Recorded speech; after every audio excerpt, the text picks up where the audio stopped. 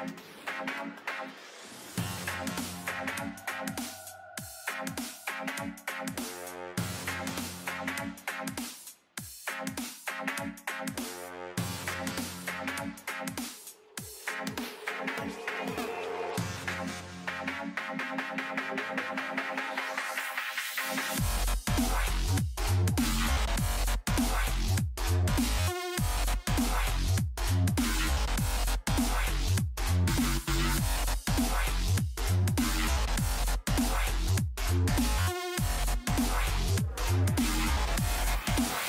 time I touch mic.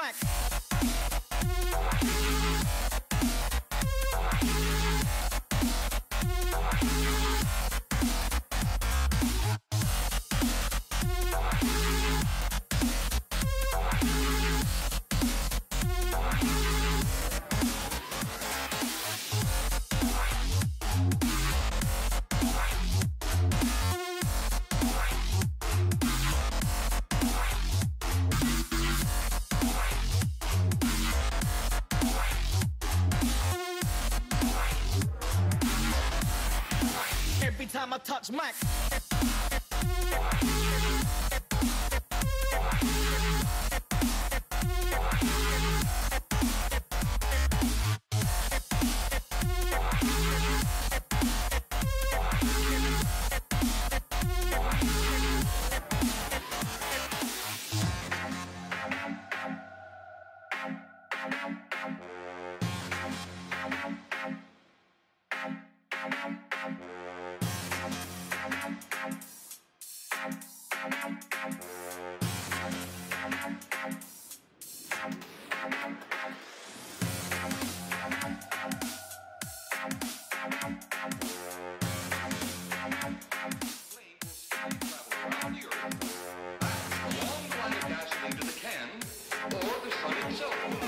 Explode the sunlight here, gentlemen. You explode the universe.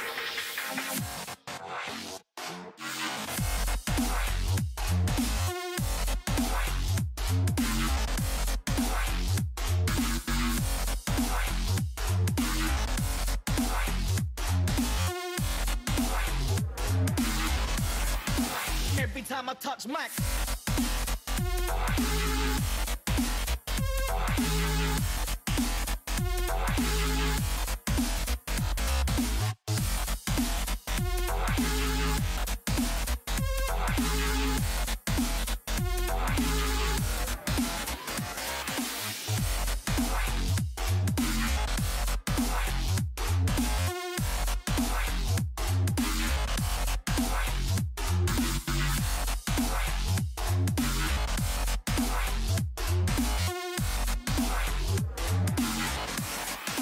Every time I touch mic.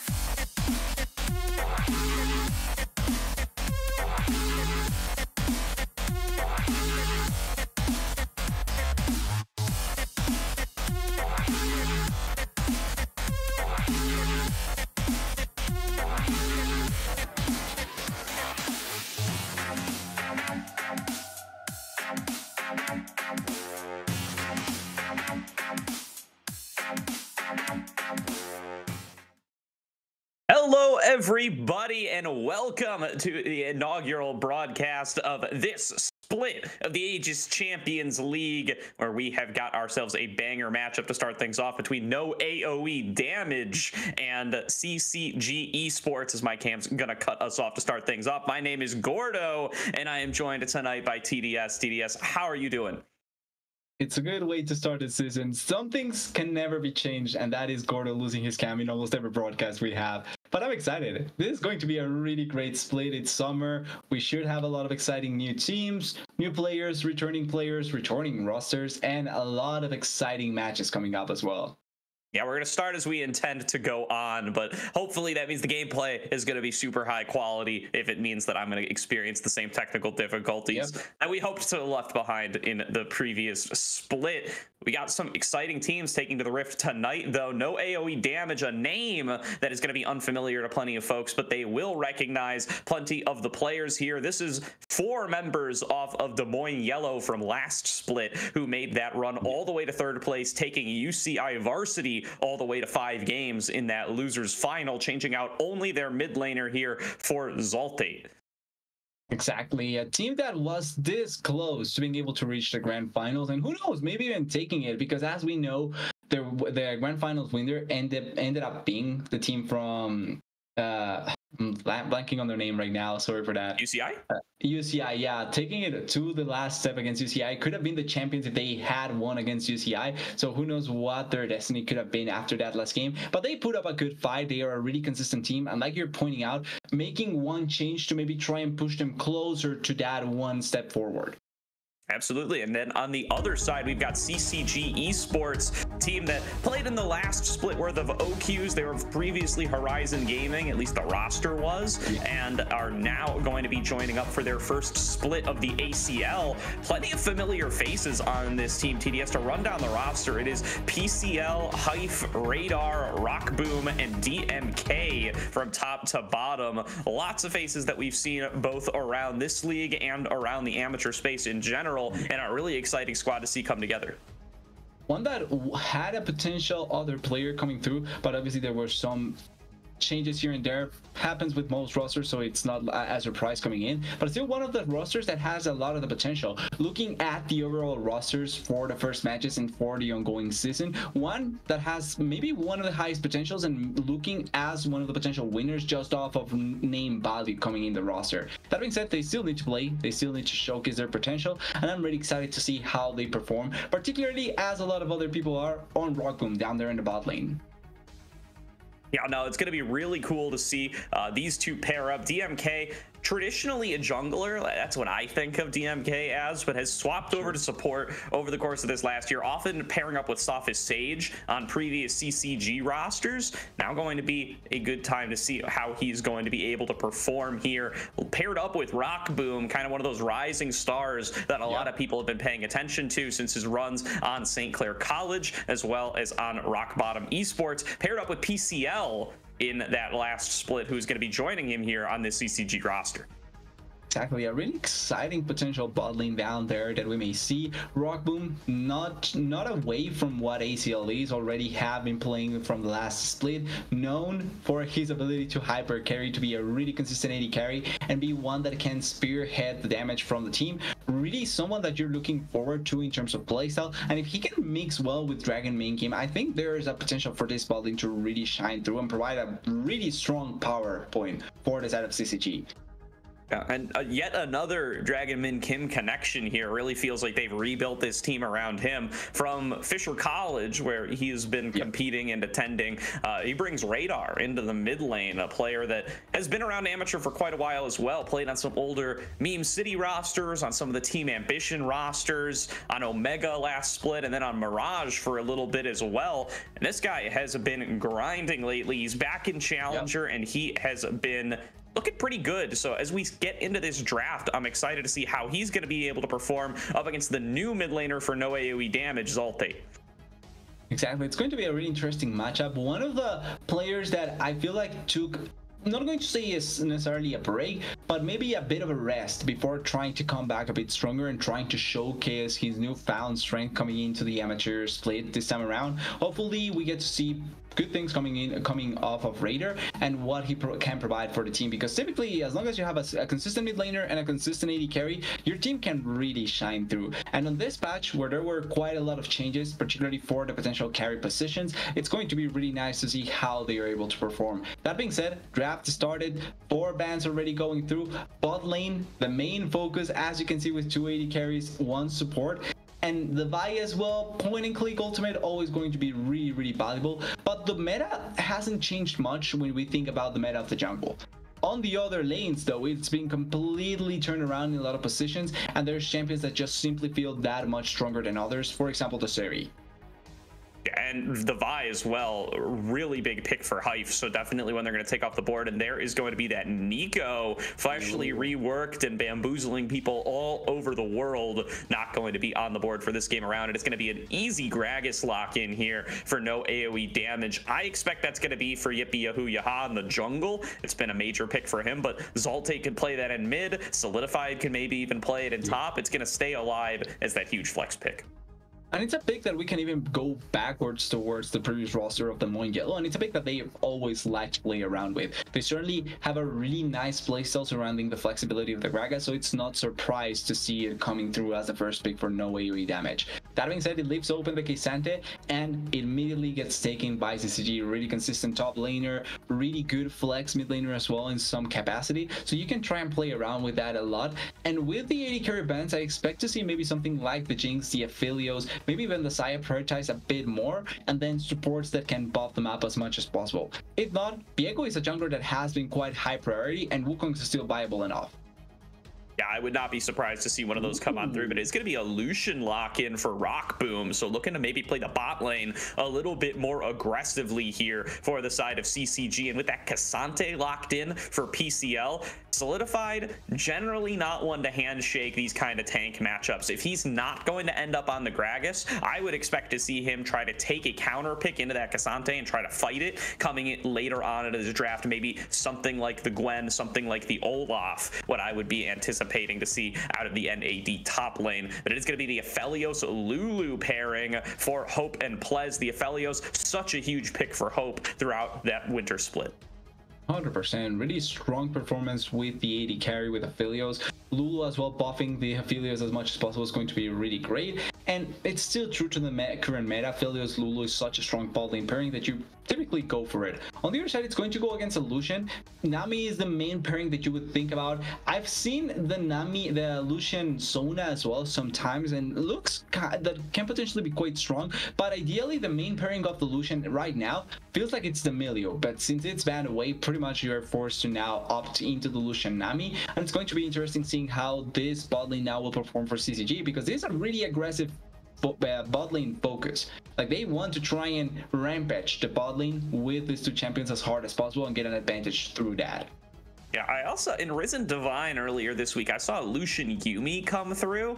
It doesn't feel like it's exactly what you want to end up going for, but at least some folks in that kind of masters level of league around the amateur scene have at least picked up that pairing as well. So could be something else to be on the lookout for as we play on this patch. This time around, though, as you said, it is going to be that Nami that's already been locked in, and already trying to ban to defend this K'Sante for PCL is the side of CCG. They are looking to ban away the Fiora. There goes the Olaf as well, so going to pinch away some of those options from Solidified. Meanwhile, the Wukong ban, as jungle still has gone unlocked in, and that Syndra to try to pinch Radar's pool a little bit. That's a favorite pick for him. Yeah, attacking a bit of the mid lane pool I think makes sense, but I like the CCG bans a bit more, because right now the main worries that you would go against for the K'Sante are Fiora, Olaf, and the Gwen.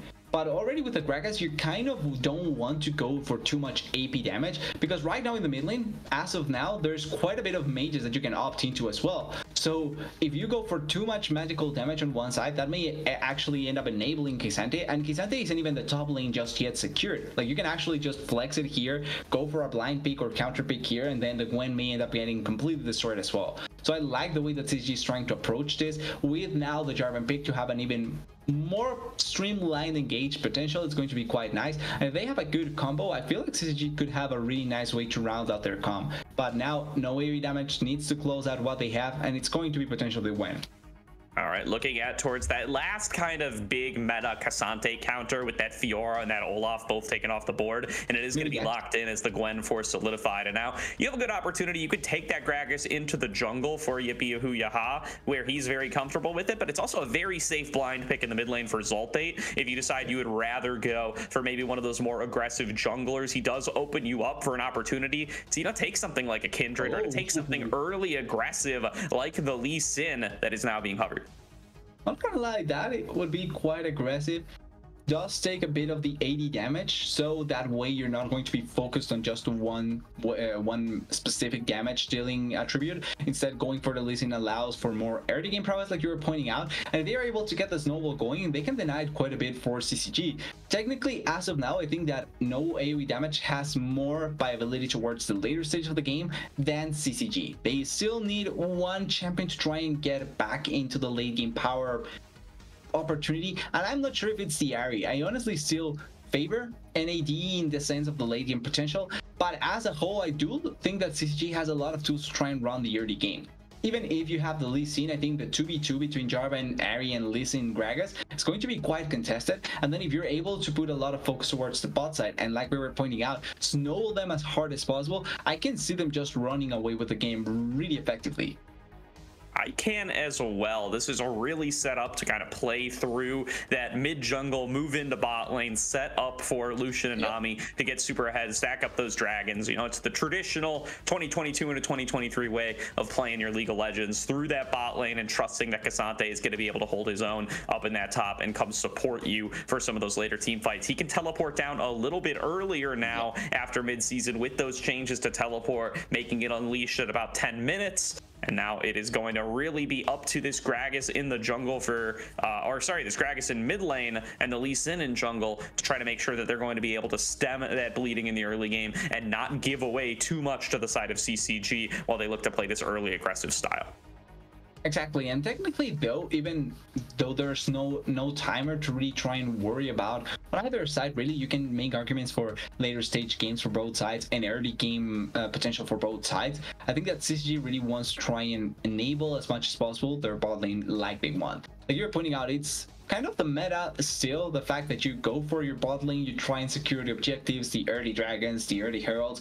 That is still the current meta way of playing. And as long as you have control over those objectives as hard as possible, and you're able to snowball through that early control that you get on the bot side particularly, then the game can go in a similar direction every time. Like you get the early objectives, you get the control, you force your opponent to be worried and force mistakes, and after a few teamfight wins, you are able to secure the Baron and win the game through that. That's pretty much the same way that has been played for a while now, and even though the meta changed a bit in terms of champions, in that idea it hasn't changed that much. So I still think that CCG has the potential to be able to pull it through, and as long as they are able to also lock down the Aphelios and the Lulu eventually, they have the damage to be able to burst them down as well.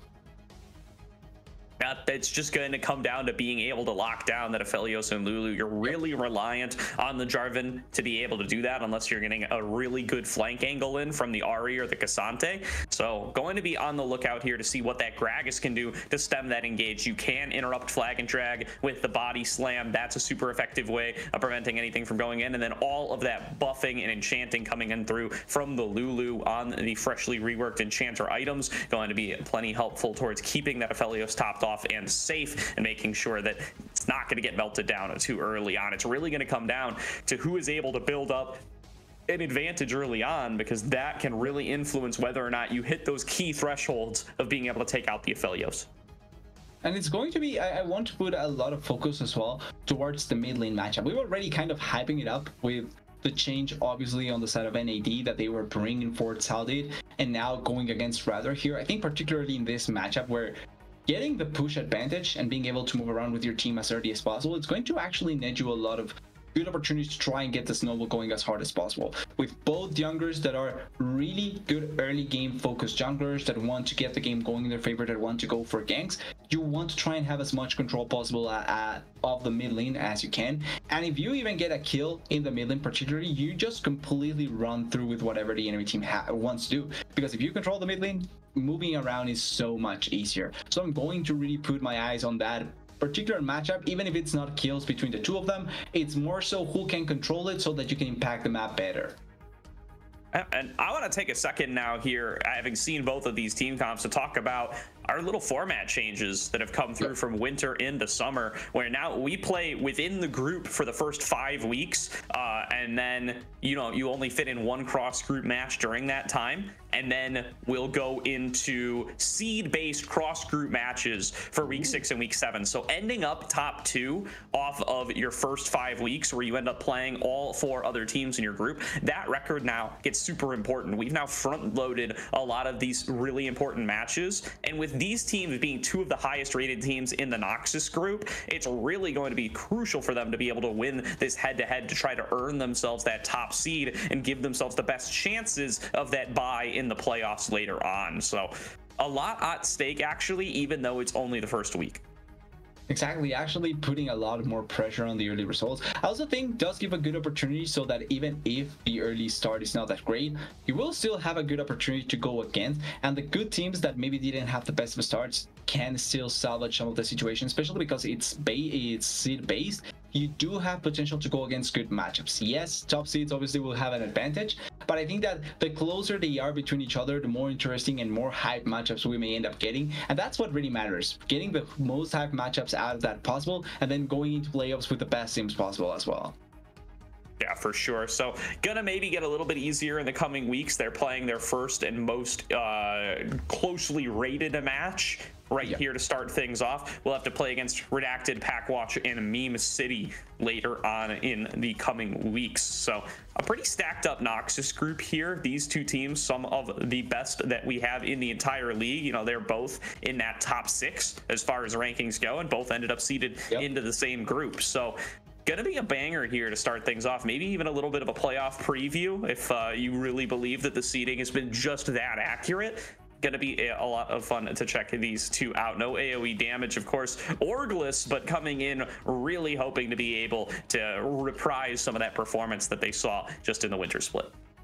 Yeah, they may be Orgless, but they are certainly a team to watch out for. And as long as they are able to perform, someone more than likely should be able to pick them up and play around with this player. Especially also thinking about the NACL queue, you want to try and get as much opportunities as you can and try and showcase as much as possible, because there's still teams trying to complete each other out and fill out with certain players. So there's always going to be an opportunity for the players, for the team to try and get something going. Yeah, for sure. Going to be a lot of momentum building going on here, right? You got this ACL match, you got next week's ACL match, and then you have got those NACL qualifiers, something that I know CCG is looking to compete in. I assume no AOE damage is looking to do much of the same, right? These guys been pretty highly rated. These guys had a great run in the last split of ACL. They have a solid chance of being able to perform well in that NACL queue as well. I certainly hope that they're planning on attending at the very least, but nonetheless, they've got some posturing in the ACL to get out of the way first, as we are ticking down in our spectate delay to get into this game number 1. Want to see if they're going to be able to play this kind of scaling up style up against a team that has all of the experience and all of the star power that CCG really brings to the table here. These are names that we have seen in and out of Proving Grounds qualifiers and NACL qualifiers for years and years now. These guys have got a lot of experience, and knowing CCG as an organization, they were always one that was willing to play these super aggressive play styles before. I know they still have Topo at coach, so I assume they're still going to be bringing in some of that philosophy here, even as the players have kind of changed out. Certainly, you want to try and keep something consistent like that, and I think CCG is going to go for the sort of more aggressive playstyle, not only because of the champs that they drafted, but also in how they typically do like to have their teams playing. And I kind of always brought this forward with a lot of teams, even though I do like more scaling kind of comps that can try and have less opportunities to get completely destroyed early on in the game. These are the compositions that I feel like more teams like. The ones that give you the onus, give you the opportunity to run however you want the game. You have the same whatever play you want to pull off. You have the jungler to go for the plays as soon as possible, the other champions to follow behind you. And I think this suits a lot of teams much better, because at least they will be the ones that's to say what play they want to force and how they want to force it. So with that in mind, I think CCG with the players and this sort of comp, they probably will have a much easier time trying to pull off their plan. And as we finish off this little spectate delay, I do want to call out, we are on 13-11, so we have had some of those rebalancings come through just a couple days ago. And big one on this patch, I feel like, is the buff sharing, right? Everybody's Ivern now. There's pretty much going to be double the buffs walking around on the map. I didn't even realize. I honestly didn't even know that it was a thing. Like, I kind of skimmed through that. I just realized it. I was playing Ranked, and I got a blue buff out of nowhere, and I was like, wait, is that a thing now? That caught me by surprise. So yeah, I'm glad that they added that, honestly. Yeah, it's going to be an interesting one. It really does mean that there's basically double the buffs in the game now. You know, you're going to have 4 of those things walking around, and with how often they get reset, if this game gets to be kind of kill heavy, we're going to start seeing like a lot of buffs sitting around the game all at the same time, right? As they start to trade back and forth. Yeah. Interesting to see how that's going to end up working out. Do you think it really favors any specific compositions, or do you think it's kind of net neutral all around, TDS? Well, as a mid lane, I am heavily biased in the fact that I finally get a blue buff every time that I want. So honestly, I'm all in for that. I think the red buff one though is kind of the more interesting one because there's junglers that do want to have the red buff, but same as the AD carries. So the fact that now you have someone that will dive in with the red buff to have the, I think the burn plus the regeneration to follow up through, and then you have the AD carry as well applying it, can mean not only more damage but more potential denial of healing in a lot of those situations. I think that's the one that particularly is the one that I'm more interested on, because typically the ones that want the mana are mid laners. That's it. You typically is mid lane the one that you focus on the mana. But red buff really can be used by anyone. And I think that as long as you're able to share it between multiple champions, you actually can get a lot of value out of that super early on as well. That's certainly true. I know I heard some whispering about being concerned about how this might favor blue side a lot because they can get to the red buff much easier. You do need to fully upgrade your smite before the sharing turns on, so not going to happen in the early game at the very least, but something to keep our eyes on as we start to get kind of into that mid to late game position. Once these smites are fully upgraded, how will these junglers choose to allocate those additional buffs? Looking like it's a pretty safe level 1 coming out from both sides here, but maybe a little delayed invade from CCG on the bottom side. Ooh, Salted almost hitting that Q as well to try and get some damage. But yeah, actually the advantage of information going to be in favor of CCG as of now, at least. Obviously Gragas later can get in and put down the ward, so even though it's probably going to be similar, the vision advantage is going to be for CCG because the side of CCG knows where the ward is from no AoE damage. That is not this true for CCG. So they will probably not be ready to either spot that ward or know that it's put down there. Definitely here, as we do have wards on both sides, so we will have some knowledge of where the jungler is going to be on both teams here. Solidified, even given that little leash over to Yippee Yahoo Yaha, really wants to make sure that this Lee Sin is going to be off to an explosive start, and it looks like PCL is going to do the same thing for Hive. And both youngers starting over on the top side. I would love to see Jarvan go for a quick gank over on the top side. Well, typically you do that after you clear the first buff, so probably not going to end up seeing that, but it would be great to get an early gank to try and maybe shut down Solidified or force something out. Always having an advantage on the top lane for this case Santa, where it's a 1v1, straight up 1v1, would turn out great for them, and really early trading we see up there on the top side as well. Yeah, gonna end up favoring PCL just a little bit as Solidified is looking to get level 2, wants to get that skip and slash. Nice dodge out though on the third slash coming on through, and now going to get a nice trade back onto PCS, or PCL rather. Yeah, PCS is a professional league. It is.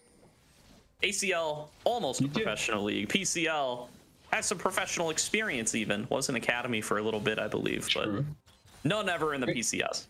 A quick thing though, by the way, did you see Kevy is going back to PCS? True. Well, if you count OCE as PCS, which Riot does now. Well, technically it's technically it's if Riot counts it. So going to be an interesting turnaround, but sad to see Kevy go. That being said, we do have some good talent here, so hopefully they get the chance that Kevy is not getting here over on NA. Yeah, back to the NA junglers exclusively here for the NACL. Solidified. Going to have forced out an early recall. Yippee Yahoo Yaha coming in for the mid lane gang. Zoltate out of mana though. Looks like it will just be the Q1 and the dash away. Radar is going to keep himself pretty safe. Really well by Radar there, just to get the extra movement speed to be able to run away as fast as possible. And even though there was no mana, there was a slight chance that as long as you get the stun, you can try and force at least a flash off of Radar. But it's a pretty equal trade, nothing blown out of anyone, just a bit of health, and the jungler still not really impacting as much as possible the map. Hive now making a little bit of a trip towards the bottom lane, just gonna throw down that ward to make sure he can secure his scuttle crab, but doesn't look like he wants to mess with Hope and Plez quite yet. Wants to at least make sure he's gonna be able to get that river vision first. And Zoltate taking a fair bit of damage in the mid lane. Rock Boom going in aggressively. It's a nice bit of damage in there with the addition of the buff from Nami.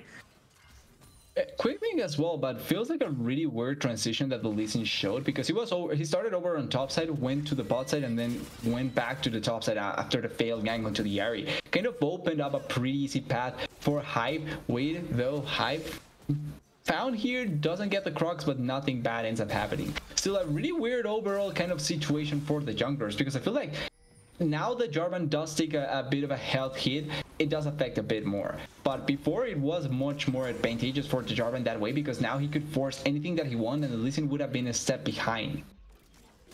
Yeah, definitely. Yippee Hu Yaha now going to steal the Krugs away on the other side, knows that he is as far away from Hype as he could possibly be. As PCL is getting pushed in on the top side here, is still pretty healthy. So I don't think this dive can be worked out. Nobody's going to be tanky enough to absorb the turret shots between Solidified and Yippee. So they are just going to end up going for a recall on the Lee Sin. Solidified, though, farming very nicely, having a great time in this top lane.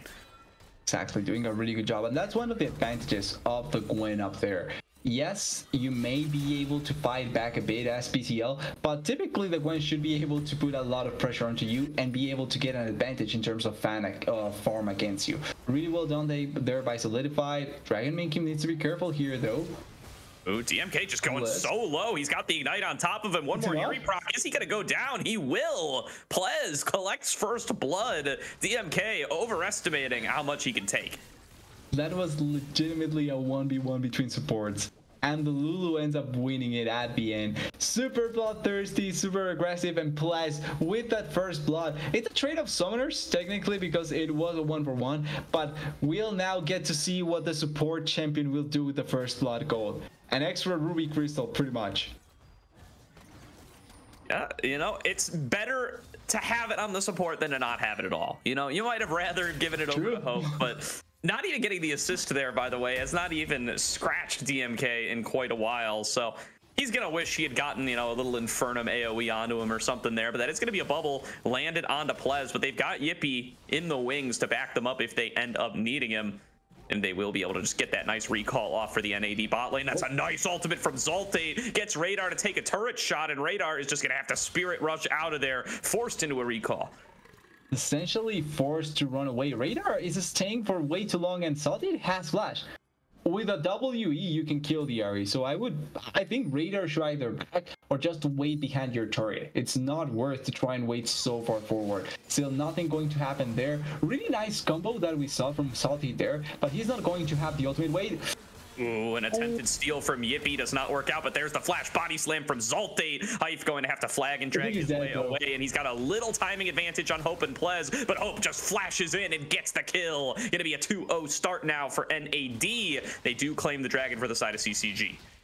And 2 kills on the side of NAD, 1 for the support, 1 for the AD carry. Yes, flash was blown, but at the end they are able to secure it. And you do get the dragon, which is a good thing to start off, but we haven't really seen the pressure that we expected off of the bot lane from the Lucian Nami to spike into anything else. And with a good rotation coming in, a really good force from the mid lane into Snowball, now moving into the dragon to be able to get the kill. It's a really good couple of events for NAB, and they are even going to get a lot of plates here for Hope. This is a dream situation for Hope to be able to cash in. It's gonna maybe even get a second one here, and this is a 1.5k gold lead for the scaling team comp TDS. A fantastic start here for no AOE damage. They've got to be very happy with themselves. Does take a bit of a heavy trade down there, but getting 2 plates plus the kill. Hope feeling so nice at this point. He may be 200 gold, just on 200 gold ahead, but when you think about the potential scaling for a champion like Aphelios, it matters much more than the Lucian can ever hope for. And Solidified just uses the ulti. Yeah, Ghosts traded in the top lane there. PCL was threatening to go aggressive, trying to pull Solidified under the turret, I think. So they do just trade those back and forth, and the ultimate from Solidified is committed as well. Nobody going to end up going down, but it's going to result in Solidified just rejoining down here onto Yippee, help them out with that Rift Herald. They did get a nice bit of wave clear out of the ultimate, so they had a little timer.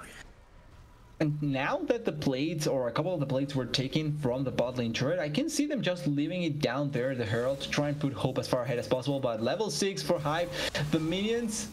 Hope's got nowhere to go. He is locked in there. No flash, no nothing. Radar going to claim the kill, and now Plez going to be the next target. Dashing one more. Will get the reset. Will get out to safety, but Zoltate is here now, but in a 1 versus 4 situation, he's just going to have to hug that turret for his life. No AoE damage, gives up 2. Flash really good flash from Radar, and everything comboed on top of it. CCG regains control. Really good play there by Radar, forcing the flash.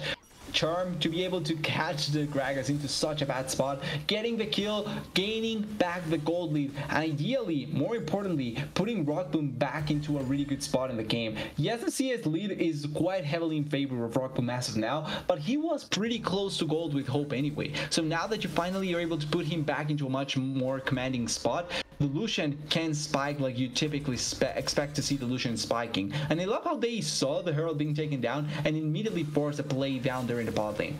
Herald is still here though. Great selection to force down there.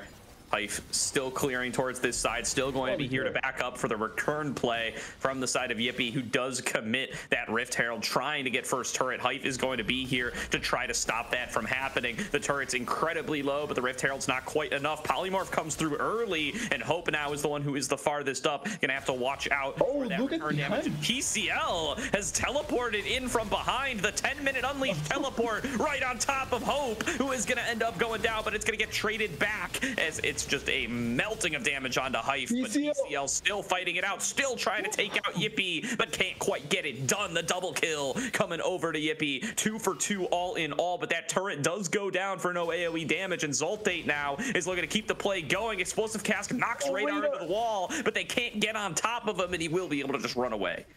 And the Cask, I think, actually saves the life from Radar there. He pushes Radar away just enough that the Lee Sin Q doesn't connect, so he cannot actually follow up on it. Really close five-man party down there in the bot lane. We were just missing the big fat man down there because he didn't have teleport. But apart from that, coming in right here behind everyone, as soon as the Rift Herald gets put down, he was forcing the play, and they are able to try and contest. I think the biggest thing here, Rockboom has no mana. And for an AD carry like Lucian that depends a lot on his abilities, the fact that he has no mana takes away a good amount of damage. Also takes a big hit. Ooh, mid lane. Oh, an explosive fight in the mid lane. Hope and Plez just end up getting engaged on. Looks like it was Hife's Cataclysm yet again, locking down the bot lane duo. No flash, no way to escape, and they give up 2 more to CCG. And this is exactly why a lot of teams value the Jarvan so highly. I do as well. It's just so easy to be able to pull off as many plays as you want as possible. One good Cataclysm locks down 80 carries that have no mobility. Guess what happens? They more than likely will die. Flash just coming back up for Hope, so he had no hope of escaping that Cataclysm play. And to add on top of that, the fact that right now 80 carries are not really that high mobility wise. You have the Lucian, the Seri, and maybe the Caitlyn. But apart from that, Jinx, Aphelios, Hawkmow, Barriers, they are not AD carries that have a lot of mobility. PCL getting collapsed here. Solidified, looking to chase down. Did not land some of those needleworks, and that is not going to give you the slow you need to chase down the rest of the way. But Yippee making a play in the bottom river, gets a nice chunk on a Radar, but doesn't have the ward to dash behind, doesn't decide to go in for that big Dragon's Rage. They still got the dragon in the previous play, so I think that even if they don't get a kill, that's still valuable enough for them. They are denying the dragon scaling, something that I would think a lot of early game teams want to try and get as hard as possible. And then you're also putting a bit of time back in your favor, because since there's no soul coming up, you can now give those 4 minutes of the extra dragon to Aphelios to farm up as much as possible. Does give them that extra bit of time. Yippee nearly finds Hife there, who does just flag and drag his way over the wall. Stormrazor now complete for Rockboom. This is a little nerfed on this patch. The base damage reduced a little bit, so looks like it's still the build that Rockboom prefers, and he still wants to go in for that early aggression, but we'll see if they still have the ability to really burst out these crucial targets after that base damage has been removed. Zoltate is behind Radar and feels confident in taking this one-on-one, even at a 1-level deficit, just chasing Radar all the way back over towards his turret. That's gonna be a flashback from Radar. Gonna commit the charm as well, just to try to get away. Yippee forced to jump over the wall, and somehow we've switched sides again. Zoltate going for the combo, but doesn't get him back into the explosive cask. And it looks like Radar will be able to avoid everything, but Yippee now going to have to commit the control ward to jump over the wall. Solidified looking to take the fight, jumps over the wall from PCL, who gets Dragon Raged away and shut down by the snip from Solidified. No AOE damage, getting themselves the lead back at the top side. Yeah, a bit unlucky there. I like the idea. It wasn't actually bad to try and commit there, to try and kill the Lee Sin. The only big thing there is that you don't have the follow-up from Hive to be able to go over the wall. You already went all in with your previous play. He's not going to be able to follow up on you, and that at the end makes the play go a bit heads up for the side of AOE, of no AOE damage. That being said, they go ho ho ho. Ooh, everybody all in on the Hope, who is chunked so low, but the giant growth gonna be just enough to keep Hope safe. And Hype looking for the flank, but finds himself face to face with Lee Sin as Yippee is going to push him back into the river, chunking him to about half HP, keeping Hope safe. That's the name of the game. It takes both flashes from both bot laners, but Hope survives. He stays alive. He did have to use heal as well. Also the ultimate for the Lulu, so they had to commit quite a bit to be able to keep themselves alive. But Hope not dying is always the best thing possible. He also gets now the Storm Racer, so can contest a bit to the damage of the Lucian, at least to a certain degree. Right now though, the Lucian is going to be making quite a lot of damage, and it's going to be a bit difficult to not stop him from bursting someone that is as low health as Hope. Oh, look at that. Goodness, the damage on the Hope is crazy, but the damage out of Yippee is plenty more. They're going to burst out the Lee Sin and actually make this into a positive play for NAD. Hyph, though, looking to finish the job, could do it with the Cataclysm, but is face to face with Plez, who's just pushing him back with the Glitter Lances, knows that he's going to get polymorphed if he overcommits, and they are just going to have to exit this play. Radar might be the next target, avoids the Sonic Wave, and will be able to get out to regroup with the rest of the team, but no AoE damage, consistently punishing some over-aggression here from CCG, even while they have the gold lead. Exactly, even though there's an advantage for CCG, the respect that NAD is giving and also the preparedness to try and respond back to some of those plays have been really good by them.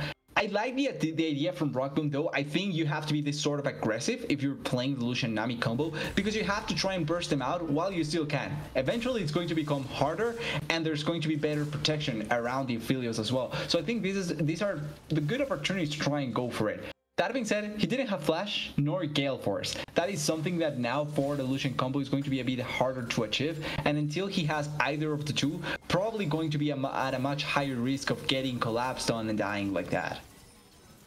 Definitely, and Storm Razor builds actually for both AD carries here, so the nerf's not going to dissuade anybody this game around.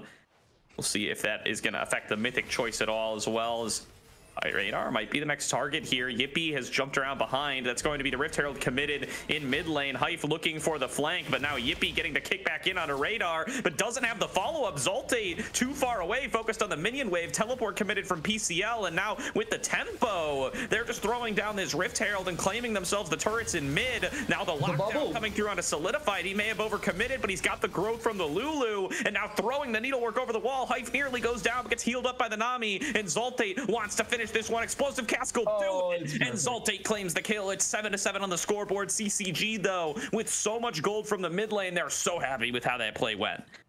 They forced the play. As soon as they see the teleport coming in on the top side, they decide that they want to go for that play. Rockboom plays. Rockboom blowing a Plez up. The burst damage from this Lucian is even crazier than it used to be with how he can build now. DMK, though, taking a fair bit of damage. Yippee just wants to dive in there with his War Drinker. He takes out the support and goes on a rampage, and he's got Hope to keep the DPS coming, but PCL gonna dive right on top of him, goes all out over the wall. 1 versus 3, though, taking damage from every source, and Hope is just gonna melt him down and solidify it in from the flank. Picks up the shutdown up against Radar, and now is chasing down on a Rockboom. He is going to have to play this perfectly to stay alive, but Solidified just dashes in and cuts them down. A double kill to the top laner of no AoE damage, but Hyph is back, and Hyph is not done. He wants to get onto Hope, but now he's the one faced with more numbers than he can deal with. A kick away from Yippee, just trying to create distance between Hyph and the ADC, and Plez is there to slow him down and finish him off. The Ignite is committed, perhaps a little bit much, but Solidified gonna go on that rampage and gonna claim one more. I really wanted to get the kill there onto the Aphelios, but not enough distance to be able to get on top of him, and at the end it's going to be another kill. Really chaotic fight, a lot of things happening, really long skirmish. Lucian realistically shouldn't be ashamed of not being able to escape the win, because it's not typically that you see someone escaping the win anyway. So at the end he just ends up dying. But overall, the fight for NED is so massive. They are able to recover so much gold. Aphelios didn't die. Pelez may end up dying again though. Oh, Radar again did not land the charm though. Gonna get pushed back away. Wait, Rockboom. Yippee is in the back line on top of everybody. Rockboom has to flash back over the wall, and now it's solidified, and Zoltate frontlining and chasing down the members of CCG in a fight that they started. One more barrel will do it on a Rockboom, and he just has to get the hell out of there. But CCG is going to avoid losing any members. How did Rockboom survive that? He should have died. He dashed in not knowing who was there and gets collapsed on, almost loses his life, luckily survives, and no dragon is yet taken. For CCG, this was a really good outcome even though they lost the flash from Rockboom, because at least that means the dragon's still alive, they cannot take any other objective, and they are able to dissuade any sort of potential play that NAD wants to try and pull off.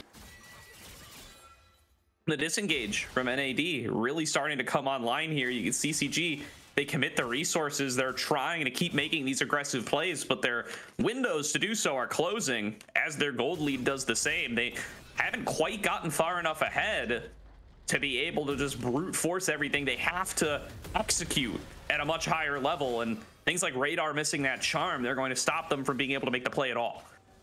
And you have to give a huge credit to NED for that. They are the ones that are performing really, really well, answering back to the plays that CCG wants to do. At the end, it's going to be a free dragon for the side of CCG because there's no potential to contest now with NED being on the top side. But I think that the way that they have played, like, there's a name for this game, but like taking one and then giving up one, I think has been really smart by them because their composition doesn't need to heavily snowball early on. They have tools for that, but they are not dependent on that. Phyllis is going to outscale the living hell out of the Radar. If he nearly one-shots Radar and just gets him over the wall, commits the control ward and takes him down, now has to flash to get away from PCL and finds himself face-to-face with Rockboom. Another ward will get Yippee out of here, and it tossed him 2 control wards. That's 200 gold, but he does get away and he does get the kill. Now solidified, going to be trying to defend this ramp over the wall. Zoltate is just blowing hype up, and Yippee is gonna finish the job, and now it's a 3 versus 5 over this Baron for CCG. They've dropped 2 members in unexpected scenarios, and they have to try to find a way to stop this Baron from going down.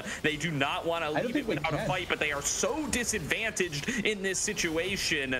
PCL doing his best, looking to move on in with the Intofu strikes, focusing the damage there onto Solidified. He gets chunked so low. They have no smite, they have no way to steal, and they're not going to stop doing the Baron on the side of no AOE. Plez is going to drop Zoltates over the wall. They are going to blow up Rockboom, and now PCL is going to have to fight this out as the sole damage dealer, but there's just no chance up against Hope, who will go godlike. It's actually Yippee who picks up that kill, and Radar now has rejoined the fray, but is only going to be able to escort his Nami out.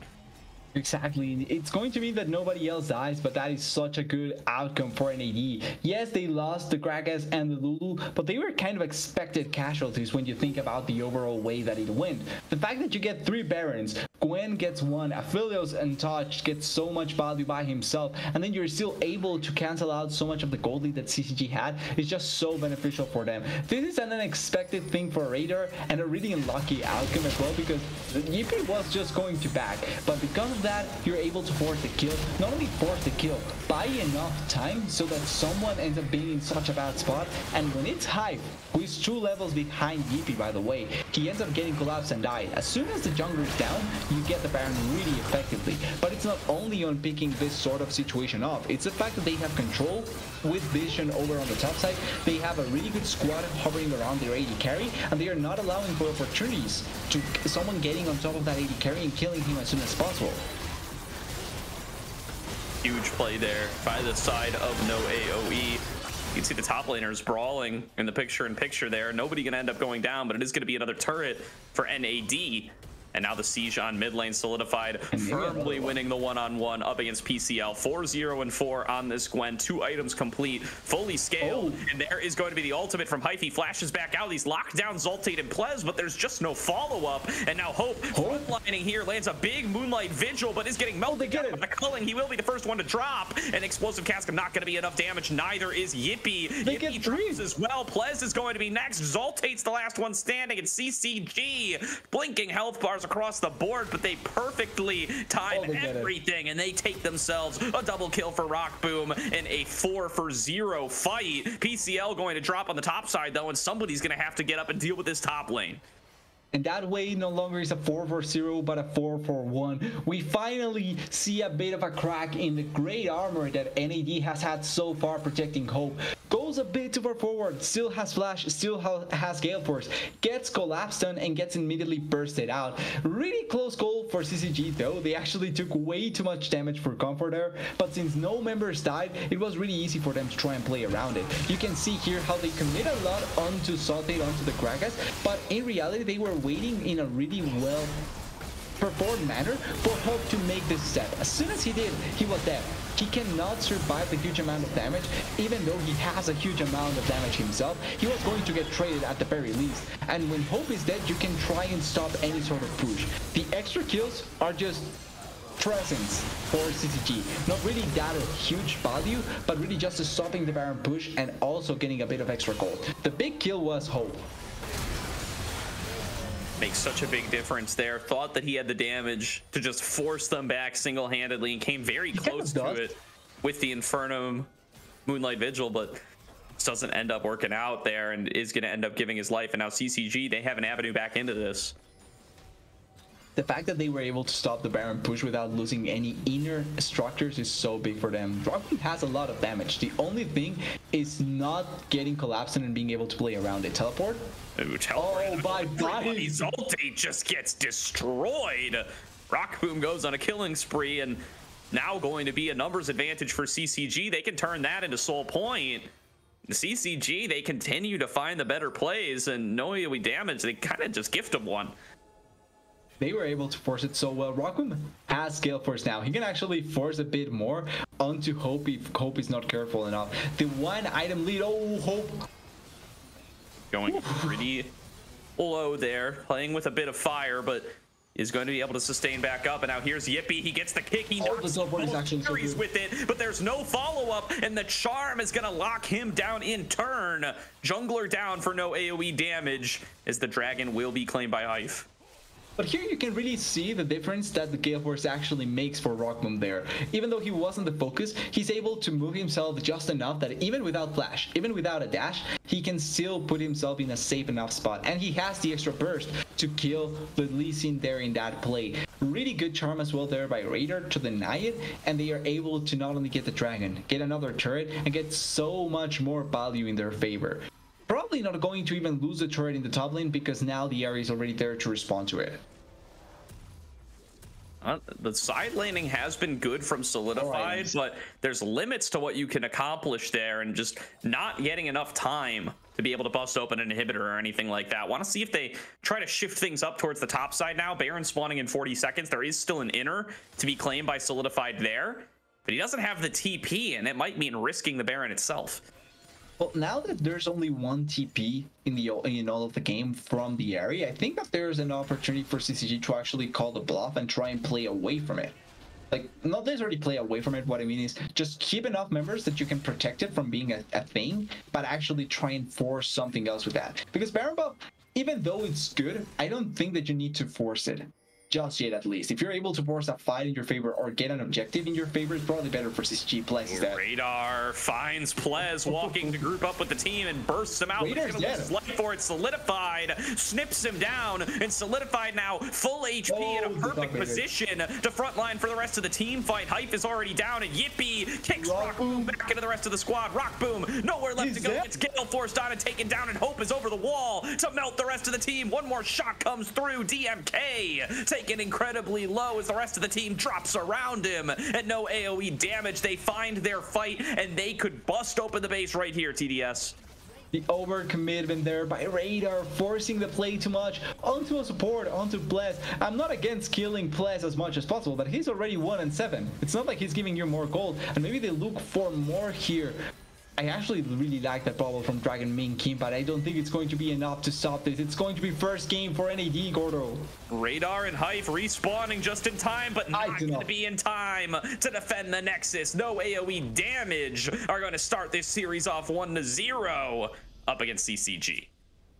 And honestly, what an anticlimactic way to actually end up the game, right? It was a pickup to Bless that turns into 2 kills and Rockboom dying that then turns into the game. I wasn't expecting that to be the end of the game just like that, but still really consistent game from both sides. Neither gave an inch to either team until the very last moment, and it goes to show how close these two teams may end up being between each other. For sure, some great fight back there from CCG. They did not find the early game advantage that they would have wanted with this composition. It was actually over a 1k gold lead to the side of NAD for a while, but now here we can see where Radar goes in, gets Plez, but ends up the game losing team fight. It's not a bad pick realistically. I just think that you either have to respect the fact that the Gragas exists or commit your flash without from trying to escape. Actually, looking at it at the repeat, I think it was down from what it looks like, so probably less of a chance to actually run away. But the idea of killing Plez, especially when he's so far away from the team, is not bad. It's that you have to be ready for the response because there's a Gragas on the other team. And that's also one of the reasons why I think AOE or no AOE should be respected with this Gragas pick. They play around it so well, almost always. It's a consistent pick for them, and 3 out of 4 players can play it to such a good level. Like we see here, Salty being able to perform really good casks and forcing a lot of the good plays.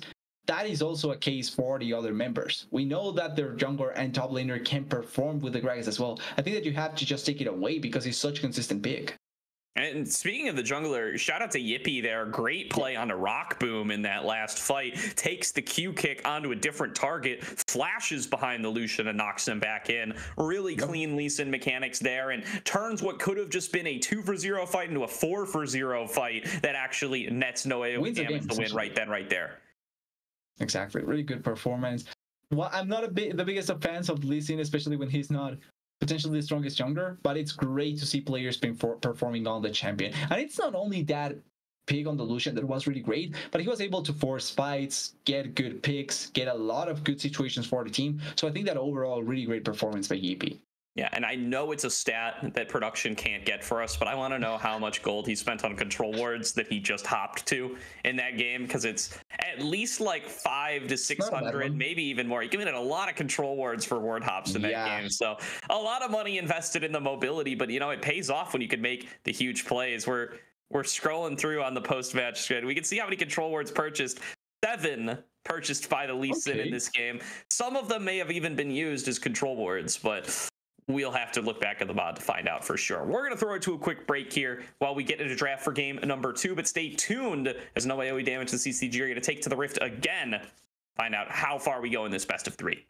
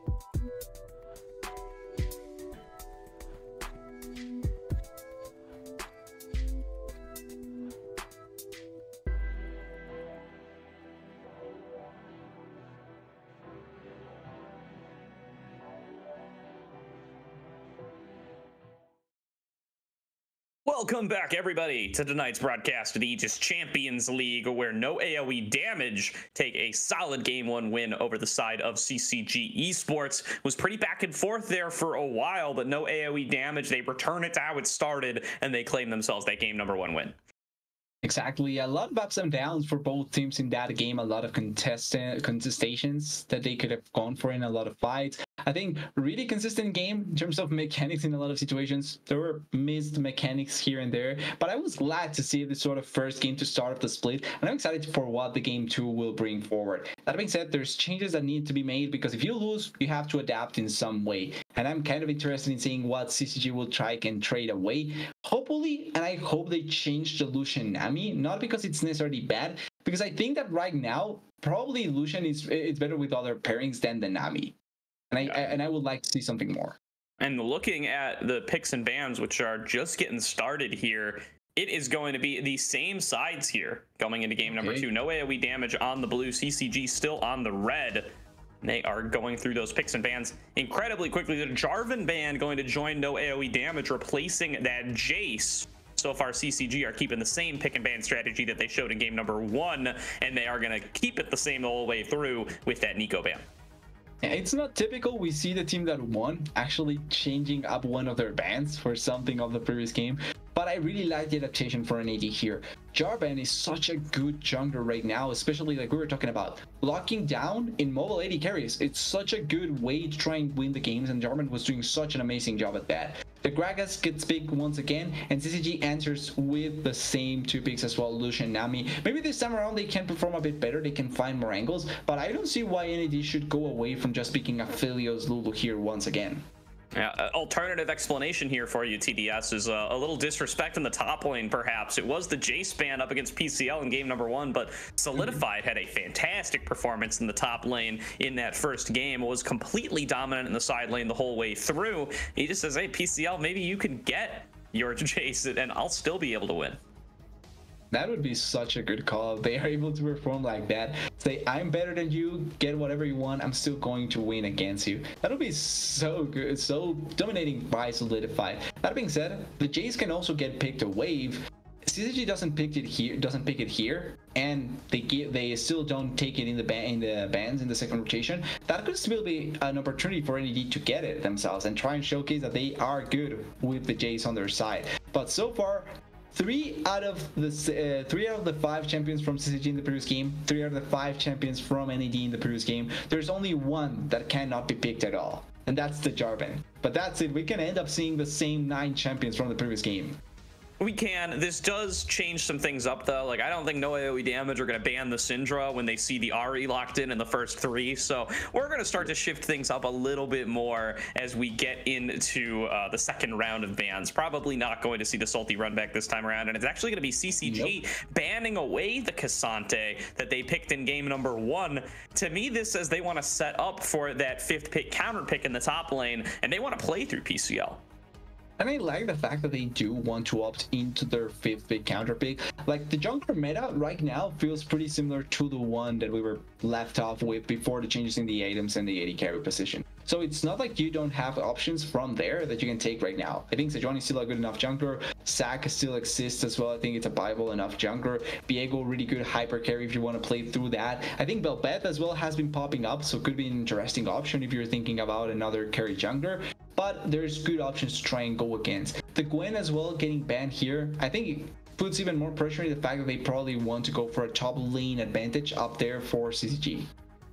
Yeah, just going to take away another pick that Solidified is comfortable on, but Solidified's pool of top laners runs pretty deep. He plays a lot of Jax, a lot of Fiora, a lot of Olaf. Those are all now going to be left up, having been taken off the board in game number 1. In game number 1, the Olaf was banned, the Fiora was banned, the Jax was still left up, and he ended up with the Gwen. Now, they banned that Gwen, but they end up leaving up 2 others, and a Volibear pick. That's a surprise coming through here from the side of CCG. Could still be the Volibear jungler, so not necessarily going to be in the top lane straight up. Could be a really interesting flex that they go for. And now NED has to decide if they want to have a carry in the top lane that can get countered here, still has the potential, or if they go for something more safe. I think Jax is between a good mix of safety and also carry potential, so not necessarily against it. I would argue the other one that I almost always think about, it's Camille. Nara as well could have been an option, but there's some champions that they could have gone for. And this Sejuani, so they are going to leave Salty with this Gragas potentially, which I'm not against. I think he performed really well against Radar in the mid lane matchup in the previous game, so not against them taking it back into Radar. Yeah, it's super useful to have that immovable object in the mid lane in the form of the Gragas. He's just going to sustain through everything. And there's going to be the Olaf counter pick for PCL in the top lane. I think this is surely a Volibear jungler and an Olaf top. He is going to look to take the fight to Solidified's Jax. But as you said, Jax, a nice middle ground between safety and carry potential, and also one that Solidified is incredibly comfortable on. It's his most played in solo queue. He's got like 230 games played of it. He's going to be very happy to be able to have this one locked in and to go for that Sejuani jungle plus a melee top laner pairing, especially one with an auto reset. It gives you the chance to potentially play aggressively in this Olaf pre-level 6 if you can set up for the Sejuani gank. Exactly. The only down part would be when it comes to level 6. Now the Olaf will be able to run away really effectively, but you still are able to apply it to everyone else. So I do like the combination that you do get there. I also, with the Gragas as well, you have 3 melee champions that you can apply the passive from the Sejuani into, and then you have the hyper carry in the form of the Aphelios. I think that NED still has a really cohesive idea that they want to go for into the later stages of the game. They have a really good tank now that can also phase check whatever the area wants to throw, whatever the Volibear wants to throw. Things like that can be really consistent to keep your Aphelios even safer than in the previous game with the Lee Sin. And they are able to find the middle ground that they were able to get, where it's not necessarily a snowball, but they are able to survive for the later stages. They can certainly try and carry off the game. I really like NED's comp. CCG feels a bit similar as well to the previous game, where they want to try and get something going really early on, but the Olaf is a really good wildcard to play with.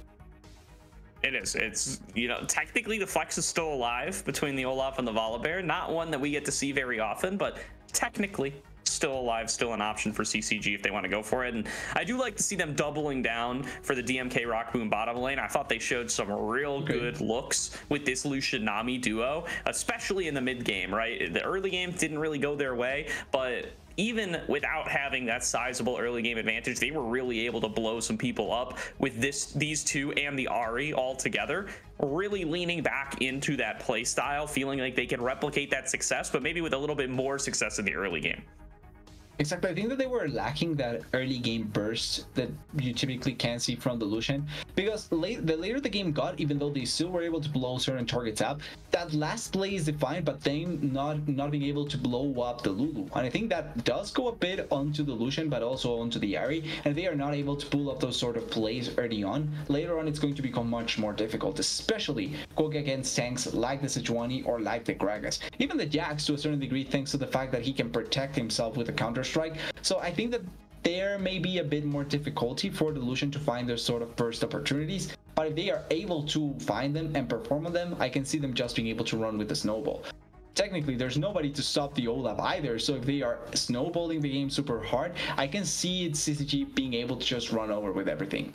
Yeah, even if they aren't snowballing the game that hard, Olaf kind of a sleeper scaling option, especially up against these types of compositions, right? We were all excited to have double melee solo laners along with the Sejuani, but that's kind of a double-edged sword when you're up against the Olaf. Triple melee composition up against Olaf means he's always going to have somebody to swing at, and that means he's going to be able to keep his ulti going indefinitely. And that CC that you are so often reliant on from the Lulu, from the Sejuani, from the Gragas, it's just not going to be effective when Olaf is in that Ragnarok. So they're going to have to make sure to space this guy really appropriately, and maybe even keep some of those mobility tools available for their front line so that they just don't let Olaf stay CC immune for too long. Makes it so that now you have to focus on one specific thing. Either you go in and burst the Olaf before he even gets a chance to do anything, which is a bit harder to do with no actual bursting champions like the Ahri or something like that, or a Blank, or you ignore the Olaf and try and play for everyone else, which I think it's a much doable strategy thanks to the cask from the Gragas as well as the big potential that the Sejuani provides. But it's still a difficult call. I think, like you're pointing out, the Olaf feels like the biggest wildcard in this game. And if he is able to find an angle where he can hit multiple targets and nobody's able to kill him before he really can just get stacking on his passive and being able to attack with the shield, and the Ragnarok keeps on going and going and going, then I can see him just running over with everything. Definitely a possibility. And, you know, the Volibear kind of slept on ever since they made changes to Turbo Chem Tank. Honestly, when they nerfed Turbo Chem Tank before they reworked it, that really took Volibear right out of the meta. But he's still pretty strong, right? He's still got a whole lot of power here. I want to see if we end up seeing the press the attack out of Hyph. I love to see rune choices like that on the Volibear. He's got 3 auto attack resets in his kit. The W and the Q are both auto resets, so you can trigger that stuff instantaneously. That's always super valuable. And he's just got a lot of damage in the tank, right? As well as that dive potential he brings to the table. I think Volibear's been a little slept on for a while. I don't think he's been, you know, completely taken out of viability by the Turbo Chem Tank changes. I want to see what they're going to be able to get done with it here on CCG. I think the main thing with him is the telegraphed way of attacking certain fights, right? The fact that he has, and it's something that has been part of the champion since before his rework and even after his rework. You have to run forward to be able to get anything going with the Volibear, and because of how telegraphed it is, it's kind of difficult to not be ready for it and be able to answer back. That being said, I do think there's spots for Volibear to try and shine through. The possibility to disable turrets is always great to try and make dives work out, and he can become quite tanky when he goes for the tankier builds and survive long enough. He also has really good percentage damage, like you were pointing out, so it's not like it's unplayable through that. It's just that I feel like the situations are not yet set for him to really shine through in the meta, and I think this particular meta may be one of the better opportunities because, like we were pointing out, it's slow in mobile AD carries that are popping up. Slow in mobile mages in the mid lane, apart from a certain few, like the Ahri, like maybe the Blank if she comes through. Then on the AD carry, it's the Seri, the Lucian, and then maybe the Caitlyn and the Ezreal. But apart from that, there's options to be able to deny them. So I think Volibear may find an opportunity to shine through this meta. like the buy, for example. Yeah, definitely possible. And you know, it's not like he doesn't still have options to boost up his speed, right? Gustwalker Hatchling is in the game, right? You can go for the blue jungle pet and you can be rushing at people outside of a bush like Turbo Chem Tank never even changed. Like, there's mobility options available to Volibear in 2023 that didn't even exist in 2022. Give my bear a chance. Let's see how CCG are going to be able to pilot it. He is up against a mainstay in the meta in the form of the Sejuani, another Freljord champion coming in that role. Should be able to win that one-on-one if they find each other in a dark alley. So a lot going in Hype's favor this time around. We'll see how no AOE damage are going to be able to perform up against that risk. Got a lot of safety in their lanes here. Even the melees, they've got access to those dashes. They've got access to that lane safety, and they know what kind of situation they're going into. Might be difficult to find opportunities for that reason, but CCG's all about bot lane anyway, baby. They're going to go in for those dives. They're going to look to punish this Aphelios Lulu, much like they did in the previous game, and they were able to do that just fine with the Jarvan. Exactly. I believe that a CCG plays better the farther away they are from top lane. The more they ignore that particular place in the map, the better they do. And it's shown because of how early they wanted to go for a 5v4 in the bot lane with a teleport from PCL. So I'm expecting something similar this game. Maybe not necessarily PCL teleporting down there. I think Olaf is going to take Flash Ghost anyway, because that's typically one of the better ways to try and make him be as strong as possible by himself. But in that sense, I still expect to see everyone just focusing over there, down there in the bot side. I don't expect to see anyone go to top lane and get, unless it's for enough gank, and then allow for PCL to be completely isolated up there and try and win the matchup by himself. Definitely something to be on the lookout for. They did turn this entire draft towards PCL, right? They saw a winning topside matchup for no AOE damage in game number 1, and their decision was to double down on their top side to make sure that not only are they going to avoid that bad matchup, but they're going to look to get themselves a favorable matchup for themselves. They don't want to play this even. They want to play this aggressively, and they want to get PCL into a winning position. He's this super experienced top laner, right? Played for Maryville, played for plenty of other teams in the past, played for Rock Bottom most recently. They want to see a return to that form. They really want to try and force it, especially with this early start level 1 going down here in the bot side. They have a point and click stun from the Volibear, so they are actually able to pull it off. Certainly can get something going, and Hope should be noticed is, Well, doesn't look like anybody's going to end up. Oh, actually, the Undertow does land on the Hope. He is going to commit the flash. Another one hits. Load on the follow-up anyway. PCL leading the charge with his Ghost, landing Undertow after Undertow onto all 3 targets. Here's the slow off Hope the lightning storm, and Hope is going to go down for first blood. PCL off to the early lead. So it wasn't the flash Ghost on the Olaf, but with the Ghost alone, he's able to get the Undertow. If one Undertow hits, you have no chance of escaping. Even when you flash, you still have the slow coming through, so you're going to get hit. And the second hit was crucial, pivotal to get that kill. Now, there is a good setup here, so maybe they can kill Hive without him expecting it. I'm not sure. Hive doesn't know this. No, Hype does not appear to know that this is going down. Had a little bit of a stutter there. Yippee and Solidified out of the bush. But they don't really have, it doesn't look like Solidified has Leap Strike. They can't actually apply. And Hope just caught up too far. Rockboom and DMK, they were camping the bush. And they're going to get another kill. Rockboom picks up Hope. Turnaround Solidified does take out Hype, but Yippee up a little bit far now. It's going to be PCL looking to cash in once again, but Solidified comes back from the wall, charges the counter strike, gets the double kill. Can he make it the triple? He can. Solidified says PCL gets first blood. I can do you 3 times better. What is happening, Gordo? We had a kill bot lane, to start for Hope, but in the meanwhile, a skirmish in the top lane, not a clown fiesta, a smaller clown party, not involving everyone, but it's still a 3v3. And even though Salted arrived later to the fight, it was looking that maybe it was going to be better for the side of CCG, but at the end they are able to cut it out beautifully for them. Solidified gets this kill, flashes away. They are able to cut it out as better as they can, and PCL is not able to get anything going with no Ghost here. He's just going to get kited out, and that's exactly what happened. A clown social in the top lane, we'll call it. It's no AOE damage now find themselves on much more even footing cross map with CCG, but these side lanes are just a mess now for both teams. It is such a huge lead for CCG in the bottom lane, such a huge lead for NAD in the top lane through Solidified. And how these junglers play around this now is just going to be crazy. If you commit your time towards the losing side and just start losing harder, it's going to be a disaster. Also, you have to think, imagine you being PCL. You get the first blood of the game and are going to back to lane with a long sword, just able to try and go against the Jax. And then out of nowhere, Jax is 3-0. He just, out of nowhere, is able to now fight against you with the Shin. That must be really sad for PCL. He had the advantage, but now kind of lost all the effectiveness from that first blood. It still has the CS lead at the very least, but now it's going to be a bit more difficult. Also, we didn't point it out, but Solidified has the Ignite instead of the Teleport.